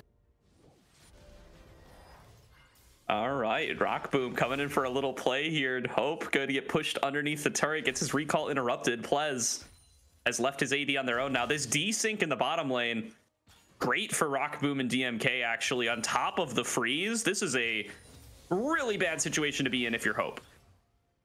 I'm not sure when Hope is going to turn up because of this. Not necessarily because for anything he's done, but just simply wait. PCL chain CC. PCL almost ends up going down there. We'll have to go for the recall nonetheless. Yippee hoo yaha. He's chosen a path as a jungler. He wants to play towards his winning side. He wants to make sure that Solidified is going to be absolutely unbeatable in this side lane. Let's be honest, wouldn't you do the same if you were a jungler? It would feel like bot lane is so dead that even your own teammate is saying it's not worth it. Just leave us here. All right, Plez and Hope pushed back here. Hype coming in for the play. It is going to be that trade of sides for both. Okay, he's alive. Hype can't make the play happen either. Hope is going to stay safe, but PCL now getting dove on the other side. He still doesn't have the ultimate, and now tanking it up is Yippee. He just barely avoids going down, and it's a trade back in favor of NAD, the bottom side as well. PCL does manage to get the kill back onto Yippee, but it's a 2-for-1 cross map when all is said and done. Somehow Rock Boom goes down. Yeah, this is a win for NAD. Yes, you lose Yippee on the top side, but it doesn't matter. You get a counter kill in a 3v2 situation on the bot side. You're able to get the kill onto PCL anyway, and the Jax pushed under the turret. He got a plate. The amount of gold that NAD got out of this sole sequence of events is just simply much better for them. And CCG lost their biggest advantage, bot lane, just because of that small blunder down there. Rock Boom, they were trading a bit here. He gets hit by the Q, so I think he gets a slow enough for that. And the Ignite is enough, yeah. What's with Bless getting kills down there early on in the bot lane? Dude, Lulu does so much damage. I've been saying this, like, Pix base damage and Glitterlance base damage are too damn high. There's so many kills that end up going towards Lulu's in these early games, plus Ignite, plus Airy. You just deal like half people's HP with the full combo at level 3. Yeah, and the fact that you're able to do it already, not once, but twice in the same series, because it happened in the previous game as well, just goes to show how much damage it really has. Maybe in the future Riot decides to nerf it. Probably won't happen. They haven't nerfed Gragas after all this time, so probably not going to be the case with the Lulu as well. No, we've decided these are the champions of 2023. They are staying there until we nerf them right before Worlds and really throw a wrench into everything. That is the way League of Legends is sometimes. Rock Boom in DMK, though, going to be maybe caught out a little bit too aggressive. Yippee coming in. There's going to be the two-man snare. It's going to get cleansed away from Rock Boom, trying to turn the play onto Hope, but Hope dips into the bush, and the autos can't come through for Rock Boom anymore. Still doesn't look like they're at risk of going down in this play, though. They're turning it back. Yippee going to get hit by the bubble. Here comes Rock Boom with that burst damage, but Plez still healthy enough to keep the fight going. He's got that Lulu base damage. He's got the kill onto DMK, and he's going to turn it onto Rock Boom, but he gets turned on himself. Flash in from Yippee, lands the flail, takes the kill, and it's going to be a 2-for-1 in favor of no AOE damage. And that wasn't a 2-kill for Lulu just because she out-attacked the minion. If she actually out-attacked the Lucian, I could have seen a double kill from Lulu. That being said, another trade down there in the bot lane, heavy trade in favor of NAD. They get 2 kills for the price of 1. Yippee doesn't die, and we can see the replay here. Love the flash from Hope. I like the aggressiveness. The cleanse comes in clutch from Rock Boom, and also the heal to keep them as healthy as possible. and also because they take too much damage on the side of Hope, they are not able to force the issue a bit more. But this is so well played by both Ples and Yippee. They force it so much. Dragon Minkim takes too much damage, gets stunned here, and then Lulu base damage. Like you said, Gordo, love it or hate it, it's enough to get the kills. Yeah, love this flash flail from Yippee. Huge there to respond to Rock Booms. His mechanics have been on point today, honestly. Yippee really showing up to play and pulling an AOE damage into the lead. Yeah, and importantly, recovering the bot lane as hard as possible. The two plays that he has been part of down there has been really, really good for the side of NAD. Now, Hope can have a little bit more hope in terms of his playstyle for the bot side, and the fact that they are dominating top lane just gives them even more value for this game. Still has to be careful if they go for a gank attempt here. A nice stun landed onto DMK. He's so close to going down, but they can't quite finish the job. And Plez has taken so much from Hype on the other side. Rock Boom going to finish off that kill, but the stun comes through from Yippee. And now Hope, one more shot could finish off Hype, it's but not going to be enough yet. And Radar now trying to turn this around. Flash forward, but doesn't land the charm. It hit a minion, and now he's going to get stunned back in turn, but the damage again still is not there for Hope yet. They're just going to have to disengage, but that's Radar's flash for nothing. It wasn't the minion, by the way. It was the turret from Aphelios. He laid down the Q turret, hits on the perfect timing. As soon as he flashes, throws down the turret, hits the turret, the charm hits the turret, and escapes with his life. Hope surviving by the skin of his teeth, but able to survive nonetheless. They do get the dragon. They have produced enough pressure. They have pushed back Hope. They didn't kill Plez, so they are going to claim that one. You can see here exactly where the block ends up coming through. That's all I'm watching for. Nice dive in here from Hype, and he will be able to kill the Lulu. Honestly, surprising how Dragon Minkim survives there, but it doesn't really matter. The damage from the Sejuani actually quite high here, and they committed everything on killing that Lulu. Look at this. You can see there, the turret goes down in front of the turret. It's perfect timing there by Hope surviving close enough, and even if the turret wasn't the one blocking it, I like that GP was already in front of the Aphelios as well, so was going to chunk the charm anyway. Oh, mechanical masterclass from the no AoE damage guys this game. All right, Plez gonna be forced to flash away there. Rock Boom landing plenty of shots off the culling. The bubble's going to land, but Rock Boom's not there to finish the job. And here comes Hope to clear on out the waves. So CCG fishing for something, but can't quite find it. You know what the saying says, Gordo. It's better to have a flashless Lulu than a dead Lulu. It is. I do say that quite often. Yeah, it happens quite a lot, especially in my games. You see Lulus dying quite often. But particularly bot lane. You see bot lane dying. That's what happens. In my games, for sure. But going to be PCL. Actually doing pretty good up against Solidified here. You know, you want to get onto those item spikes for the Jax, and he's going to get on them much earlier. But until he actually gets to them, not going to quite be able to brawl up with this Olaf the way he would want. Does still have about a 1k gold lead and just spent nearly everything he had to finish the Trinity Force. So now is where the fight's going to start favoring Solidified, surely. The buffed up Trinity Force, the one that now actually gives you so much value. And it's something that I'm kind of interested in, why people don't go Trinity Force Lucian. I think Lucian is similar to Seri, so I think that Trinity Force Lucian could be a thing. Yeah, and you know, I didn't even notice this. The call shot by Solidified. He's got the ignite. He's here for the one-on-one. Yeah, he wants to kill Didn't people. even take the TP, and oh boy, is that paid off. As he is so far ahead here. Now going to be Rift Herald dropped in the top lane. They will be able to pick up first turret here. And PCL being corralled back into the lane. He's going to be left here without a turret. Does commit the ultimate to immune the CC, but can't immune the damage. Solidified goes unstoppable. Yeah, and that was really our main question here. Even if you have the damage to kill him, how long will it take? Because he has the way to deny the CC to come through, and at the end it doesn't matter. He just kills them, and they take 2 turrets after that kill onto the Olaf. Yes, they may have lost a ton of plates down here in the bot lane, but it doesn't matter. Yeah, going to try to take that turret, but yeah, first turret gold's come and gone. The opportunity to really be able to cash out here not going to exist for CCG. They've lost so much now on the top side, and the gamble of betting everything on Solidified, it is paying off dividends now for no AoE damage as Yippee Yahuyaha continues to pay visits up there and to get more and more gold for Solidified. You really have to think that it was all based on that counterplay after the level 1. The fact that they get so much value, those 3 kills for the Jax as soon as they were able to counter the first blood, was so well done by NAD. And they have not stopped since. They are able to put pressure on top lane. They haven't given any opportunity for PCL to actually play the game.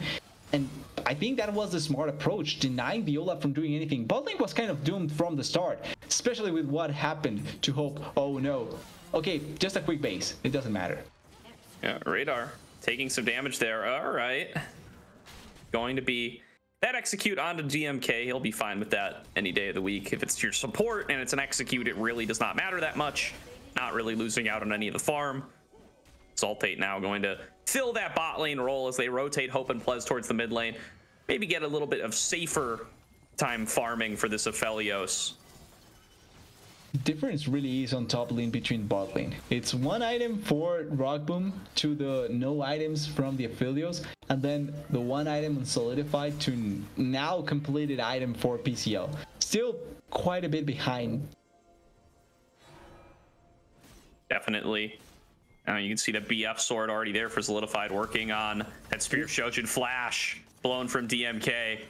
As Zaltate was coming in, threatening the explosive cask, threatening the flash body slam, and the threat alone going to force out a summoner spell. Solidified is here as well. This is where all that gold is. This is where all that power is. Not quite at the level 11 power spike, but still plenty stronger than many folks on the map. 100% his, but in the meanwhile, the fact that 5 members are here means that alone in top lane is PCL, and he's able to push the wave because there's no teleport to answer to him. There's just a Gragas, but Gragas is here as well. Yeah, threatening back and forth. CCG baiting no AOE damage to continue to commit resources into threatening the fight, but they are not biting far enough. They are not overextending. They are not getting engaged on. No AOE damage will be able to claim this dragon, but it's at the cost of all that alone time in top lane you were talking about. PCL will cash out with the turret as Zaltate comes to answer. Closing more of that gold, now a bit in favor of CCG. They're still behind by quite a bit, but it's not enough. Oh, Hope, no. Okay, he's fine. All right, flash used, but nobody gonna end up going down. Hope needs to be careful. Yeah, I'm not sure about this, Hope, really. Oh, dash forward. Yippee, still willing to commit here. DMK going to drop, but look at the back line. PCL has just run down Hope, and they don't have access to this Jax yet. He's coming in on the flank angle. They're actually committing forward on the Solidified as the perfect fighting. Great explosive cask. Going to force the flash away there from Hype, but now the focus is coming in on a PCL, who is just getting walked down by Solidified. Flash in, leap strike, and taking down Rock Boom. Radar and Hype now, the last 2 standing, going to have to back away. Solidified is just too dangerous. Yeah, NAD playing the team fight in such a perfect manner, making them long enough that even when Hope is not there, they already blow out everything that CCG has on their favor. They committed ultimates just to try and close out onto Hope. Hope died, but the re-engage from NAD was just simply so well executed. And also, we talked about this. The Ragnarok was down. As soon as it's down, now when Solidified comes in, the CC comes in, they're just so easily able to kill the Olaf and not allow for him to run rampant. Really great team fight, really well done, and everything done amazingly well by the side of NAD. Really good job. Again, showing what they showed in game number 1, that they can just absorb this pressure all day long. The nice aggressive flank plays coming through from CCG. This is the kind of proactivity you want from an ACL team, but it's just getting punished so effectively by NAD over and over again, showing all that experience they have playing together as a roster throughout this whole year. It's a 4-man squad. Hope dropping low once again, but manages to stay alive with a little assistance from his friend the Lulu. And now Solidified set up in the side lane. You can see the spam pings coming through. Somebody has to answer Jax, but nobody wants to be on Jax duty. Plez, though, chunks so low. PCL finds the flank and cuts down the bot lane. Double kill to the Olaf. And now Solidified, and now it's all in your hands to see what you can cash out on here in the one-on-one up against Radar. Yippee, maybe getting a little bit collapsed on here. PCL has already committed the ultimate, so has to play with his wits about him, but Zaltate still has plenty of damage himself, going to push them back. Yeah, they are not going to push farther than that, but getting the 2 kills like they did, it's still quite valuable for the side of CCG. Now, Olaf going to back away safely, not going to be that bad for him. Same can be said for Solidified, so it's going to be a pretty safe disengage coming through. Oh, Salted. Oh, Zoltate maybe playing with fire a little bit too much there. Rock Boom going to be able to pick up the kill. He saw a ward and wanted to kill it. Sadly, it turns against his own life. And now it's going to be once again CCG finding a bit of opportunity to breath back life into themselves and try and survive for as long as possible. Hope still quite far away from the Lucian, so not going to be in the best of spots to try and answer back in any way. But as long as they still have the Jax pushing on the side lane and nobody being truly able to stop him, I think that the side of NAD is completely fine. They can find the time for Hope to come back into the game thanks to this Jax. Look at that, immediately forced out. All right, the one-on-one, Solidified committing the ultimate. PCL thinks he can fight this out, and he is wrong. Solidified with the Triforce, with the Spirit Shojin, just bonks down PCL. Essentially not having even the Counter-Strike, it doesn't matter. Hive? Oh, Hive. Walks into 4 members. He's going to die here. Has to commit the ultimate to try to get away, but there's follow-up CC for days. Hype will drop here before too long. Yippee going to end up going on a rampage. Here's the re-engage, but that's going to be a 2-man ultimate on the Infernum off of Hope. Chunks down Rock Boom and DMK, who are going to have to back away, and now Solidified has earned himself some alone time in the bottom lane thanks to that solo kill on PCL. It is just all going belly up for CCG. Yeah, kind of thing, or kind of surprised that Hope didn't go for the Gravitum ultimate to try and get the lockdown and see if they can persecute a little bit more into Rockboom. But they still get the kill onto Hive. They force the turret down there on the bot lane. It's 2 kills on a turret, still making the gold lead go farther in favor of NAD. And as long as nobody else dies, Solid Hate needs to be careful here. Ooh, that's the flash out of Rock Boom. I call that a win. For no AOE damage. It's Rock Boom and DMK feeling like they have to force something in this mid game, feeling themselves losing that big point of power up against the scaling team comp from no AOE damage, but now Rock Boom is flashless. Exactly. The more you can get, maybe even more here, Dragon main Kim. Oh, flashing over the bear there. Hive now going to go into the stasis, and now here's the re-engage. PCL coming in on the flank, wants to jump onto Hope, is going to try to focus down Solidified instead, but the 3-man stun, the dive in, the legendary top laner for no AOE damage, and Solidified, he gets the Lulu ult, he leap strikes in once again, and he is just ripping through the CCG roster. Finally, it's going to be Zoltate going down, but it's a double kill for Hope, and it is a fantastic team fight for the no AOE side. What can Solidify do, Gordo? He's just jumping in, getting stuns, forcing flashes, diving back in because he doesn't care about your team. He cares about winning, and that's exactly what he's doing for NAD. Gets the kills, perfect setup to keep Hope alive as well. In the meanwhile, where everyone was trying to also get on top of the Philios, he just buys enough space for Hope to be able to hit, even without ultimate. It gets so much damage, and thanks to that teamfight victory, they also secure the dragon. But that was a weird fight for NAD overall, not because they could have won it better or anything like that, but more so because of the positioning. It was not the best position to try and force it, and they were able to play around it so well. I think it goes to show the communication, like you were bringing up, with the fact that they are members that have played together for so long. But they are able to spot here GP. GP gets spotted even though he forces really well. The position that they are forced to is not the best. The Sanjas also kind of pushed them into a bad spot, but they are able to play around this Ragnarok, these ultimates so well overall. And the jump in for the 4-man, technically 3 because of the Ragnarok, was so well done.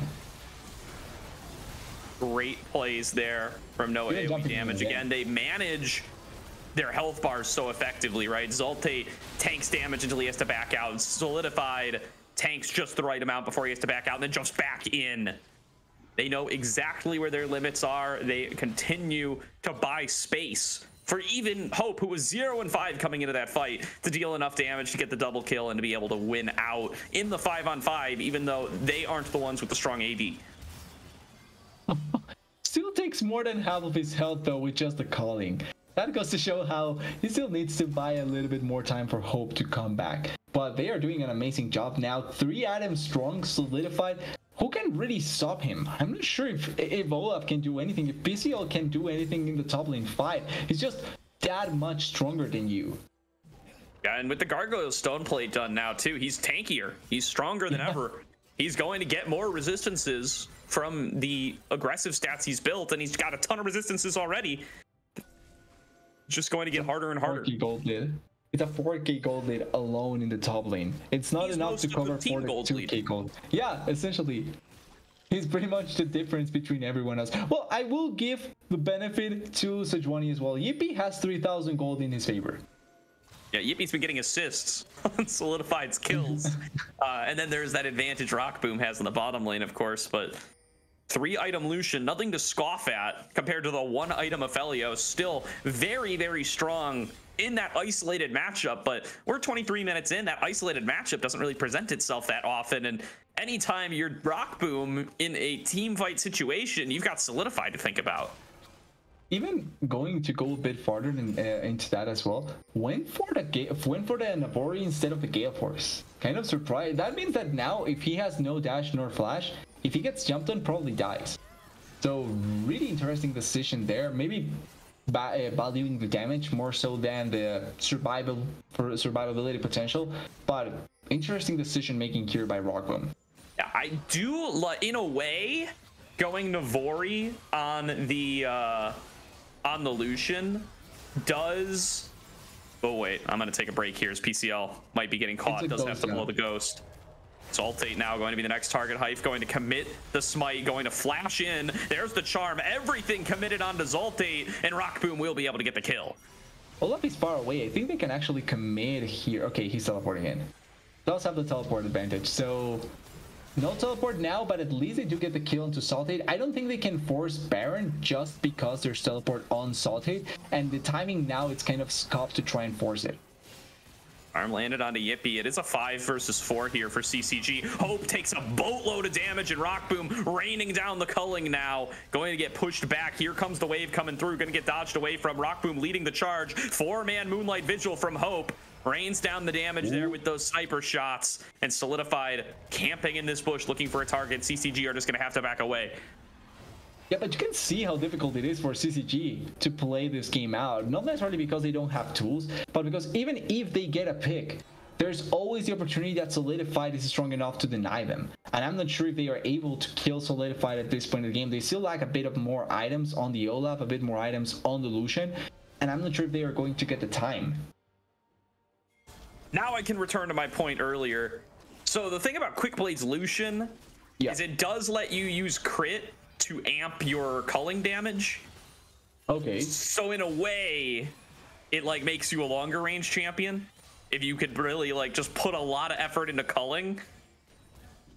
Yeah, not the perfect solution there, but well, thinking about it as well. Thinking here gives you can make it so that the counter strike doesn't matter for you because you can just go Q ulti and you can try and blow Solidified that way.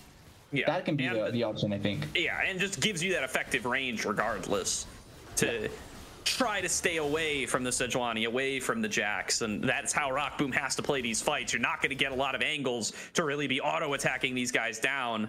There's just too much threat from the Gragas, from the Sejuani, from the Jax. They're just going to lock you down, and then you're not going to get anything accomplished at all. Now starting up the Baron here. It's going to be no AOE damage, forced to face check. They do have good vision around it, and it's not like it's the quickest Baron. So I think they do have a good opportunity. We have to focus on Radar as well. Look at Radar on their side. Looking for the flank here with the Spirit Rush Solidified. Also on the backside of the Baron has the Blast Cone to jump on in. Hyph going to be left in the pit alone for a moment there. But the dash back out from Yippee. Here comes Solidified, focusing right onto Hyph. Melts him down. No smite for the side of CCG, and that's going to be a smite down for no AOE damage. 2 members already down. Yippie's over the wall, chasing down Rock Boom, who's trying his best to kite this out. But Plez is there with the shields. Plez is there for the giant growth, and Plez is there to chase them the rest of the way down. Hope gonna look for one more auto. Here's the teleport in from Zaltate to flank Rock Boom and take out the last member of CCG. No AOE damage. They get the Baron and the 5-for-0 ace. They're gonna close out this series.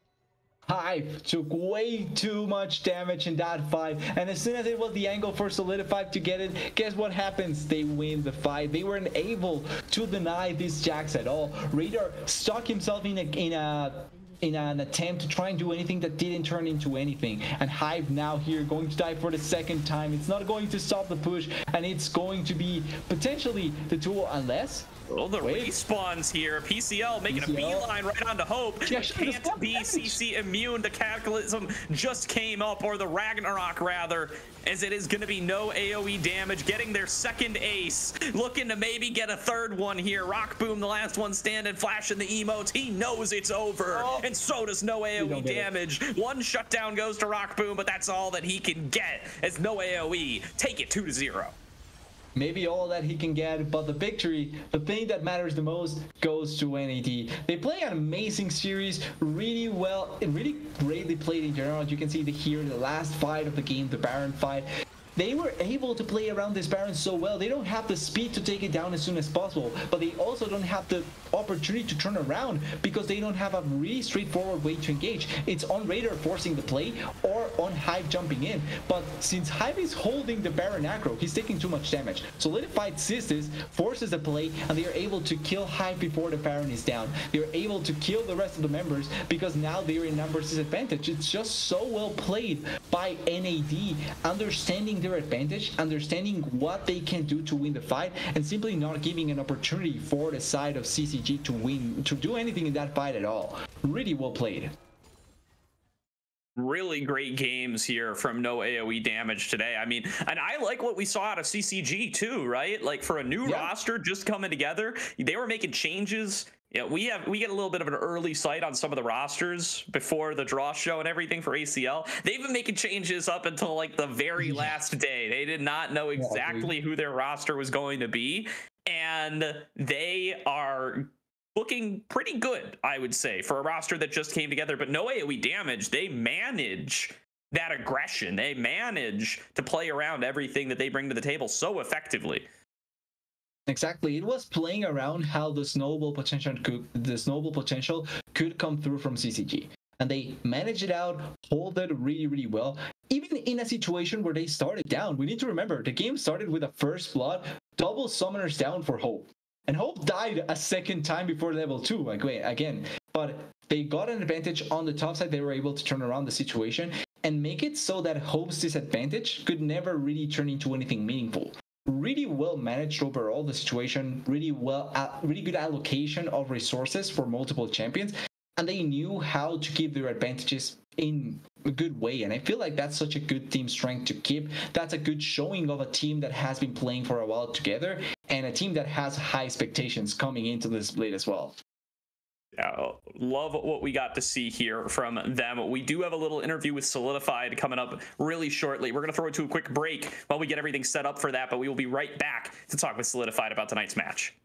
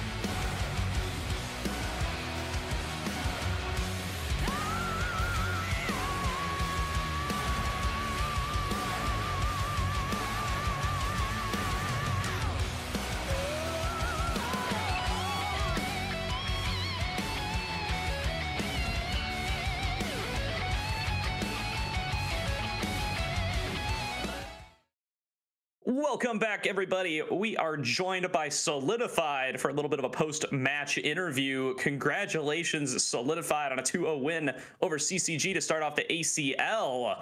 How are you feeling, Evan? That a great start to the season. Oh, hey. Hi, guys. How are you doing? Honestly, that was a very fun game, and I was listening to some of you guys' your casting, and honestly, you guys do a very fantastic job at this, and I'm excited for the second round of ACL.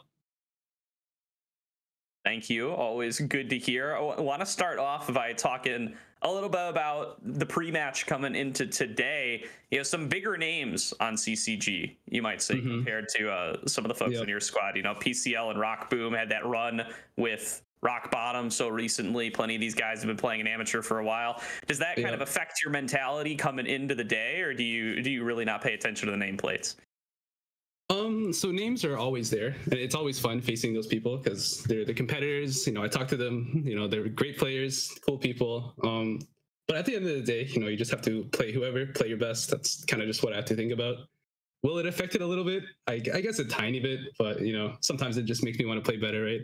To impress, you know, just play good for the team. And I think it's a good opportunity talking about impressing people and how you want to affront this, because obviously we know we have NACL queues coming soon. So I feel like this is a good opportunity to not only impress obviously whoever's watching, but also try and put yourselves forward looking for that potential qualifier, like things you're preparing, things you're ready for, and also knowing that you're potentially going to face up against these players again, maybe taking some of the nerves off, right? Oh yeah, some of the players are obviously very good. Like in scribs, like sometimes you go toe to toe with them, sometimes you do well, sometimes you do bad. And then it all comes to like that match day where you're just like, okay, I gotta make sure like I'm on my A game, you know, can't miss any CS, gotta make sure I cheat a recall, do every little thing possible, you know, that's like normal. Sometimes the nerves come, but you know, usually by game 2, it's usually fine. Sometimes game 1, but you know, just do what you have to do. Good stuff. So you guys made a pretty deep run in the winter split, ended up taking third in a close 5-game series up against UCI. It looks like you guys mostly chose to stay together in an attempt to sort of build on that here. What are like kind of the goals coming into the split? Where do you feel like you fell short last split, and what are you trying to accomplish this split to maybe try to make that deeper run? Yeah.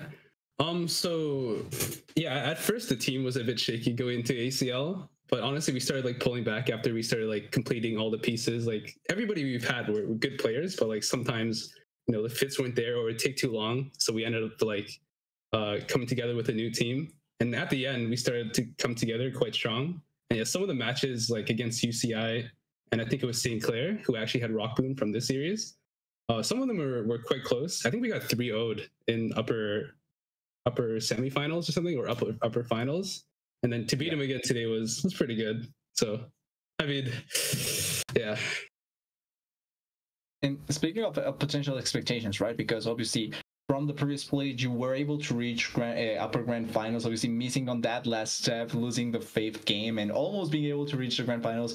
Can hit quite heavily, but at the same time, I think it does give you a good perspective on the potential that you guys can have onto this tournament and how you're preparing for it. Is the expectation going to be similar or trying to go for a bit higher? And also kind of curious about the teams you're scared of, because I think CCG and you guys are 2 of the better teams, but is there any other team that maybe is jumping onto you that could be a really potential threat? Yeah, so I think when I was looking at the teams, I think there were like 4 to 5 pretty solid teams that like would obviously do pretty well. I think, to be honest, if we play on our A game, we could look to get top 2. But that also, you know, if we can play on our A game, we're all there. NACL's going well. Hopefully we don't get tilt factors if we lose 1 or 2 games. Or because honestly, here, short story, with NACL, with this team, we kept going 2 and 3 in like the past like 3-4 like OQs. So it's like, hopefully this next time we don't go up with another 2-3, you know, and that'll be kind of cool. So with ACL being afterwards, most likely, like I hope all can go well with that. I would have to look at the current players again. I can't really remember the exact teams were good, but there were like 4 to 5 solid teams there. It's gonna be exciting to play everybody. Yeah, just a quick thing. In the NACL part, don't worry, TA suffered that for a long time, and they were able to complete. So eventually it will work out for you guys. Dude, that was let's go. That was TA for forever. TDS and I were on that every week, every split, multiple times, watching TA go 2-3 with the most expensive rosters in the league. But you guys looking good though. Looking forward to seeing you guys give it another shot next weekend. I think we're probably going to close it out there before too long. So anything else you want to say? Anybody else you want to shout out before we close out the stream here, Solidified? All I'm going to say is I appreciate you guys casting. You guys did a great job. Very cute individuals, by the way. But yeah, it was all good. I want to just shout out the team. They all do very good. All the players, the coaches. The one small thing I will say with our team, because it's called No AOE Damage, we're not really affiliated with them, so it's just kind of like a meme. It's like we're not part of them anymore. But we're pretty bad with names. And going into like OQs, we're named Single Target Healing, which is just another random like spin-off of that. But anyways, fun. That's it. Yep. That's awesome. Love to hear it. Looking forward to seeing you guys in the rest of the league and in those qualifiers as well. Thanks so much for joining us for the interview, and thanks to everybody at home for tuning in to tonight's broadcast. And from myself, TDS, and Caddy on production, have yourselves a great night. We'll be back next week as the ACL continues. Bye, guys.